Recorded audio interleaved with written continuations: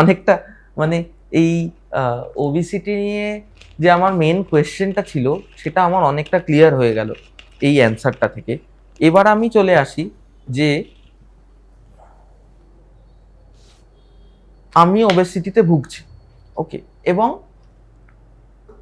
মানে ইউএস কালচারে তো এটা ভেরি কমন, মানে আমাদের থেকেও অনেক বেশি কমন যে দে আর ওবিস। নাও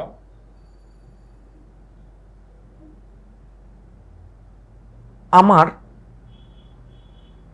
ট্রেনিং জীবনযাপন ঠিক আছে, এই বিষয়টাই আমি জিজ্ঞেস করব যে মেডিকেশন কি তাতে কোনো হেল্প করতে পারে? ভালো প্রশ্ন, মানে আজকের দিনে দাঁড়িয়ে এই প্রশ্নটা আলোচনাটা হওয়া আমার মনে হয় খুব জরুরি। প্রথম কথা হচ্ছে, আজ থেকে যদি 2-3 বছর পিছিয়ে যাই, সেই সময়ে দাঁড়িয়ে আমাদের হাতে ওবেসিটি ম্যানেজ করার অপশান হিসাবে মেনলি ডায়েট এবং এক্সারসাইজের বাইরে খুব বেশি কিছু ছিল না। আজকের দিনে দাঁড়িয়ে আমাদের হাতে কিন্তু বেশ কিছু ভালো ভালো ওষুধপত্র এসেছে, সেগুলো ইন্ডিয়ান মার্কেটে হার্ডলি 1 থেকে 1.5 বছর হয়েছে এসছে, এবং সেগুলোর কস্টিংও আগে যথেষ্ট বেশি পরিমাণে ছিল, এখন কস্টিংটা আগের থেকে বেশ কিছুটা কমেছে। যদিও আমি আজকের দিনে দাঁড়িয়ে বলবো না যে যেটা একদম সাধারণ মানুষের নর্মালে হয়েছে, কিন্তু যারা অ্যাফোর্ড করতে পারবেন তাদের ক্ষেত্রে সেই থেরাপিটা কিন্তু যথেষ্ট ভালো রেজাল্ট দিচ্ছে।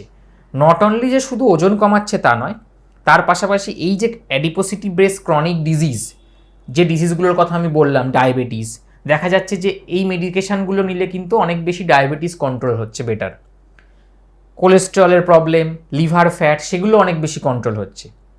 তার পাশাপাশি যাদের হাঁটুর ক্ষয় হয়েছে, অস্টিওআর্থারাইটিস, তাদের অনেক বেনিফিট হচ্ছে। এটা শুধু আমি মুখে বলছি তা না, এটা স্টাডি বেসড এবং এটা প্রুভড। ডিফারেন্ট স্টাডি হয়েছে। একটা পপুলেশন যাদের ফ্যাটি লিভার ছিল তাদের ওপর দিয়ে স্টাডি হয়েছে, অস্টিওআর্থারাইটিসের ওপর স্টাডি হয়েছে, আমাদের অবস্ট্রাকটিভ স্লিপ অ্যাপনিয়া যারা অত্যাধিক মাত্রায় নাক ডাকেন তাদের ওপর স্টাডি হয়েছে, এবং প্রত্যেকটা জায়গায় this medicines goat excellent result. এবার তার আগে বলি যে মানে আমরা যে ওবেজ, এটার প্যারামিটার কি, মানে কি করে আমি বুঝবো যে আমি ওবেজ বা কতখানি ওবেজ, বা আমি যে ওষুধটা শুরু করলাম তারপরে আমি অ্যাসেসই বা করবো কি করে? প্রথম হচ্ছে একটু আগে যেটা বলছিলাম যে বিএমআই, যেটা খুব কমনলি আমরা মোটামুটি সবাই অ্যাওয়্যার যে হাইট এবং ওয়েট দিয়ে একটা ক্যালকুলেশন, এখন তো অনলাইন সমস্ত ক্যালকুলেটারই অ্যাভেলেবেল। তো বিএমআই কাট অফ যদি বলেন, ইন্ডিয়ানদের বা সাউথ ইস্ট এশিয়ান পপুলেশনদের কাট অফটা কম। ইন্ডিয়ানদের ক্ষেত্রে কিন্তু 23 ওপরেই আমরা ওভারওয়েট বলি বিএমআই, যেটা যদি আমি ইউরোপিয়ান পপুলেশনে বলি বা ইউএস পপুলেশনে বলি সেটা কিন্তু মোর দ্যান 27, বা কিছু কিছু গাইডলাইন 25 বলছে। ইন্ডিয়ানদের 23 to 27 বিএমআই হচ্ছে ওভারওয়েট, 27 to 30 হচ্ছে ওবেসিটি গ্রেড 1, 30 to 34.9 হচ্ছে ওবেসিটি গ্রেড 2, 35 অ্যান্ড অ্যাবাভ হচ্ছে ওবেসিটি গ্রেড 3। এইভাবে আমরা ওবেসিটিকে ক্যাটাগরাইজ করি। আর ক্যাটাগরাইজ করার কিছু সফিস্টিকেটেড টুল অবশ্যই আছে, সেটা হচ্ছে বডি ফ্যাট অ্যাসেসমেন্ট। ইন্ডিয়ানদের ক্ষেত্রে জেনারেলি ফিমেলদের বডি ফ্যাট বেশি হয়, তাদের বডি স্ট্রাকচার এবং ফাংশন মেনটেন্যান্সের জন্য জরুরি। কিন্তু ইন্ডিয়ানদের ক্ষেত্রে স্টাডিতে বলছে মেলদের ক্ষেত্রে 18%-এর বেশি এবং ফিমেলদের ক্ষেত্রে 28%-এর বেশি বডি ফ্যাট থাকলে সেটাকে আমরা এক্সেসিভ অ্যাডিপোসিটি বলি, নট ওবেসিটি, মানে এক্সেসিভ ফ্যাট রয়েছে বডিতে। তো এইটা দিয়েও কিন্তু অ্যাসেস করা যায় একদম ইনিশিয়ালি কতটা রয়েছে, এবং আফটার থেরাপি, সেটা ডায়েট হতে পারে, সেটা এক্সারসাইজ হতে পারে, সেটা মেডিকেশন হতে পারে, কীরকম রেসপন্স হচ্ছে, কতখানি কমছে 3 মাসে 6 মাসে, সেটা দিয়েও অ্যাসেস করা যায়। তো ডেক্সা বলে একটা মেশিন আছে, বা বায়ো ইম্পিডেন্স মিটার বলে কিছু একটা টুল আছে। এখন বিভিন্ন জিমে দেখবেন সেই বায়ো ইম্পিডেন্স মিটার থাকে, যেখানে পেশেন্ট দাঁড়ালে পেশেন্টের বডি ওয়েট থেকে শুরু করে আরও বিভিন্ন প্রোফর্মা একটা স্ট্রিপের মধ্যে বেরিয়ে আসে, সেখানেও কিন্তু বডি ফ্যাট অ্যাসেসমেন্ট করা যায়। তো এবার চলে আসি মেডিকেশনের জায়গায়।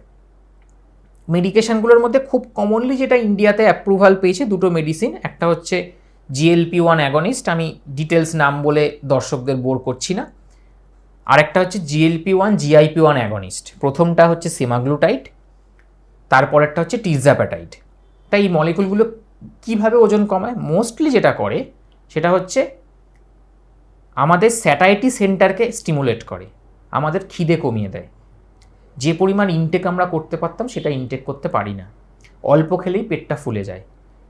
দিনে যদি আমরা 4 বার মিল খেতাম, দেখা যাচ্ছে 1 বার বা 2 বার খেলেই পেটটা ভর্তি ভর্তি লাগছে। তার ফলে কি হচ্ছে, আমাদের খাওয়ার ইচ্ছাটা কমে যাচ্ছে, ক্যালোরি ইনটেক কম হচ্ছে এবং আলটিমেটলি আমাদের অ্যাবডোমেনটা ফুল থাকছে বলে আমাদের খাওয়ার ইচ্ছা কমে যাচ্ছে। পাশাপাশি পেরিফেরাল ইনসুলিন রেজিস্ট্যান্ট, যে কারণে ইনসুলিনটা কাজ করতে পারছিল না, সেটাতেও এফেক্ট আছে, সেটাও অনেকটা কমায় যাতে ইনসুলিন তার অ্যাকশনটা ঠিক করে করতে পারে। এইভাবে ওভারঅল দেখা গেছে এই মেডিসিনগুলো ওয়েট লসে হেল্প করে। এগুলো হচ্ছে ইনজেক্টেবল থেরাপিস, মানে ইনসুলিনের মতন আমাদের পেটে নিতে হয়, সপ্তাহে 1 দিন করে নিতে হয়। কস্ট কীরকম? আজকের দিনে দাঁড়িয়ে অ্যারাউন্ড আমি বলছি মোটামুটি ধরুন মান্থলি কস্টিং পড়বে 7 থেকে 8 হাজার টাকার মধ্যে। তবে সিমাগ্লুটাইডটা খুব রিসেন্ট অফ পেটেন্ট হওয়ার কারণে সেই মলিকুলটা জেনেরিক হিসাবে আমাদের মার্কেটে ইন্ডিয়াতে চলে এসছে, যেটা নিয়ে খুব শোরগোল হচ্ছে এবং জেনেরিক আসার কারণে দামটাও এক ধাক্কায় অনেকখানি কমে এসছে। তো এখন একজন পেশেন্ট মোটামুটি ধরুন অ্যারাউন্ড 3 থেকে 4 হাজার, 4,500-এর মধ্যেই একটা মান্থলি থেরাপি করতে পারেন। মানে এটা আমি 4টে ইঞ্জেকশন 4টে সপ্তাহের টোটাল ডোজটা বললাম, 3.5 থেকে 4,500, ম্যাক্সিমাম 5,000-এ। তো বেনিফিট হচ্ছে ওয়েট লস, বেনিফিট হচ্ছে যারা প্রি ডায়াবেটিক ডায়াবেটিস কন্ট্রোল করা, যারা অলরেডি ডায়াবেটিক তাদের ডায়াবেটিস অনেক মাত্রায় নিয়ন্ত্রণে রাখা, আমাদের অস্টিও আর্থারাইটিস কন্ট্রোল করা, লিভার ফ্যাট কমানো, কোলেস্টেরল লেভেল কন্ট্রোল করা, আমাদের অবস্ট্রাকটিভ স্লিপ অ্যাপনিয়া যাদের নাক ডাকার সমস্যা আছে সেটা কন্ট্রোল করা। তো একটা মেডিসিন বেনিফিট প্রচুর। মেন ব্যারিয়ার আমাদের সোসাইটিতে আজকেও আমি বলবো দাম কমার পরেও অবশ্যই কস্টিং একটা ব্যারিয়ার। আমাদের সোসাইটিতে সবার জন্য এখনও অবধি পার মান্থ 3,500-4 হাজার টাকা, 4,500 টাকা, এবং most importantly for a indefinite period. এটা কিন্তু ডিউরেশন নেই যে আমি 1 মাস খেলাম, 2 মাস খেলাম, 6 মাস খেলাম কমে যাবে, তা নয়। ইনডেফিনিট পিরিয়ড যতদিন নিতে পারবেন বেনিফিট। আমি আমার পেশেন্টদের বলি অ্যাটলিস্ট যদি আপনারা 1 বছর নেন, অ্যাট অ্যান অ্যারাউন্ড 12 থেকে 15% ওয়েট লস হবে শুধুমাত্র ওষুধের দ্বারা। আপনি এর সাথে ডায়েট এক্সারসাইজ ফলো করলে এটা আরও বাড়বে। এবার ওটা যদি আপনি ছেড়ে দেন, ডেফিনেটলি ওজন কিছুটা বাড়বে, কিন্তু ওই টাইমে যদি আপনি ডায়েট এক্সারসাইজটা আরও স্ট্রিক্টলি করেন তাহলে কিন্তু ওয়েটটাকে ধরে রাখা যায়। ধরুন আপনি জার্নি স্টার্ট করেছিলেন 120 কেজি থেকে, 1 বছর বাদে আপনি 90 বা 95 কেজিতে এসছেন, আপনি মেডিসিনটা ছেড়ে দিলে সেটা 95 থেকে বেড়ে হয়তো 100, 102, 103 হলো, কখনোই সেটা 120 হবে না। সেই স্মল ইনক্রিমেন্টটাও আপনি কিন্তু ডায়েট এক্সারসাইজ করে কন্ট্রোল করতে পারবেন। তো মেডিসিনটার সাইড এফেক্ট হিসাবে সেরকম কিছু নেই। একটু ওপরের দিকের ডোজগুলোতে গেলে একটু নজিয়া ভমিটিং টেন্ডেন্সি আসতে পারে। বাকি কিছু কিছু সাইড এফেক্ট যেগুলো স্টাডি বেসড দেখা গেছে সেগুলো একটু রেয়ার, হতে পারে না বলছি না, কিন্তু কম্পারেটিভলি রেয়ার। সেগুলোর জন্য আমাদের নিয়মিত ফলো আপে থাকা এবং স্টেপ বাই স্টেপ যদি ইনজেকশন থেরাপিটা কেউ ফলো করতে চান, ফাইন্যান্সিয়ালি ক্যাপেবল হন এবং ডিটারমাইন্ড হন যে নেব, তাহলে অবশ্যই ফিজিশিয়ান কনসাল্ট করে স্টার্ট করতে পারেন। ওবেসিটির পাশাপাশি আরও বহু ক্রনিক ডিজিজে আপনি বেনিফিট হবেন। মানে ফার্স্ট সাজেশন আপনি দিচ্ছেন যে ন্যাচারালি কমান। ডেফিনেটলি। হ্যাঁ, মানে আমি কখনোই বলবো না আজকের দিনে দাঁড়িয়ে ওবেসিটির ফার্স্ট ম্যানেজমেন্ট হচ্ছে মেডিকেশন, বিকজ আমাদের সোসাইটির জন্য আমরা যে লোয়ার বা লোয়ার মিডিল সোশিও ইকোনমিক স্ট্যাটাসে বিলং করি, কখনো এই ধরনের medicine first line of management হতে পারে না। Definitely you have to stick to your diet and exercise.